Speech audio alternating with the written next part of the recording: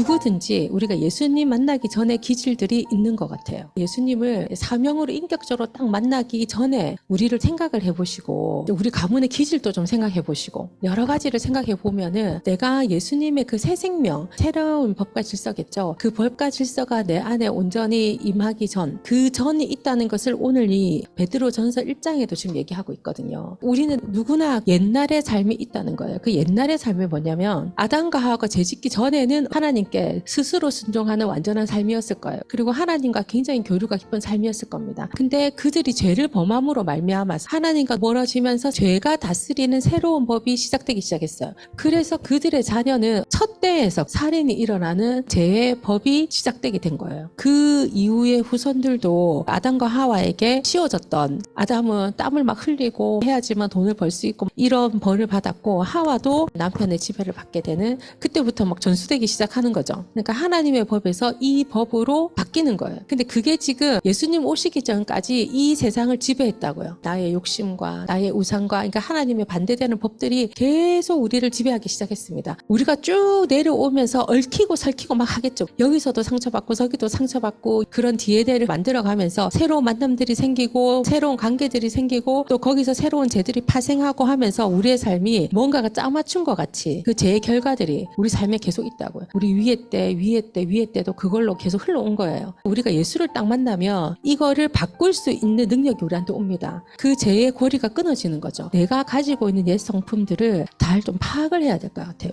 우리의 삶에는 그 법이 바뀌는데 그냥 잘 안 바뀌어요. 우리가 다른 나라에 가서 살면서 그 나라 법을 맞추기가 어렵잖아요. 그 나라의 법을 지키는 건 더 어렵습니다. 그 법을 아는 것도 어렵습니다. 우리가 대한민국에 살면서 민법 이런 거 한 번도 안 보셨죠? 근데 이 나라 사는데 볼 불편함이 없습니다. 왜일까요? 그 법이 만들어 놓은 문화 때문입니다. 그래서 문화라는 거는 굉장히 중요한 거거든요. 어쩔 때는 문화가요, 법을 이길 때도 있습니다. 그래서 그리스도인들이 이 나라의 문화를 바꿀 수 있습니다. 우리나라도 조선시대만 해도 여자는 물건으로 취급되기도 하고 막 그랬습니다. 그래서 아들을 못 낳으면 집에서 쫓겨나기도 하고 막 그랬습니다. 그랬는데 선교사님들이 오셔서 그들이 법을 없앤 건 아니에요. 하나하나 문화를 바꿔간 거예요. 집 나온 여자들, 쫓겨난 여자들 껴안고 있으면서 문화를 바꿔간 거예요. 여자들이 신분 상승할 수 있도록. 그리스도인들이 많아지면 많아질수록 이 문화가 여기 정착이 되겠죠. 그래서 지금 우리나라가 진짜 많이 바뀌었습니다. 법을 바꾼 게 아니고 문화를 바꾼 거잖아요. 그리고 개혁을 일으키고 새로운 법이 그에게 들어가게 한 거잖아요. 선교사들이 가서 삶을 바꿔주게 한 거죠. 그 예수의 복음이 그 안에 들어가게 한 거예요. 그 법이 들어가면 삶을 바꿀 수 있어를 가르쳐 준 거예요. 그리고 그가 마음이 흔들릴 때마다 하나님의 자녀임을, 새로운 나라의 시민권자임을 가르쳐 주신 거예요. 그래서 그 법을 바꿔간 거예요. 그 중심 사상에 누가 있어요? 예수님이 계신 거예요. 우리도 지금 그 가운데 있는 거예요. 우리가 이전에 있었던 우리와 지금의 우리를 바꾸는 거예요.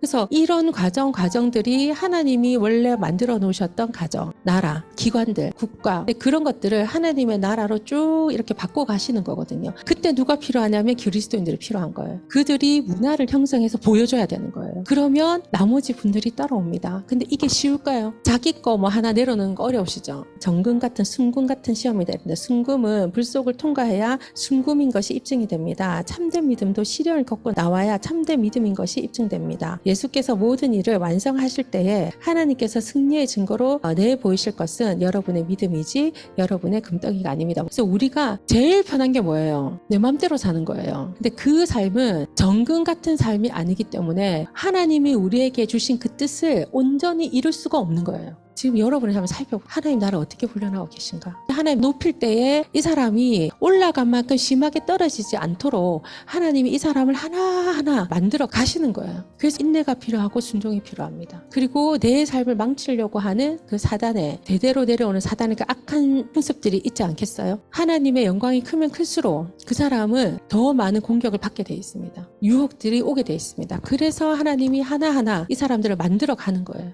그 하나님의 어떤 놀라운 손길들이 우리한테 있습니다. 그게 어쩔 때 나한테 고통이 될 수도 있고, 어쩔 때는 그게 슬픔이 될 수도 있고, 죽을 것 같은 숨막힘이 있을 수도 있는데, 그때 우리는 하나님께 물어봐야 되는 겁니다. 왜 지금 내가 여기에 있는가? 그리고 나의 옛 성품을 어떻게 바꾸기를 원하시는가? 내가 어떤 삶을 살기를 원하시는가? 그 하나님의 영광은 도대체 어디에 있는가를 우리가 깊이 생각할 때 그 의문들이 풀릴 거라고 생각합니다. 그래서 공동체와 전 세계의 공동체들이 바뀔 수 있는 계기가 되는 그런 여러분과 제가 됐으면 좋겠습니다.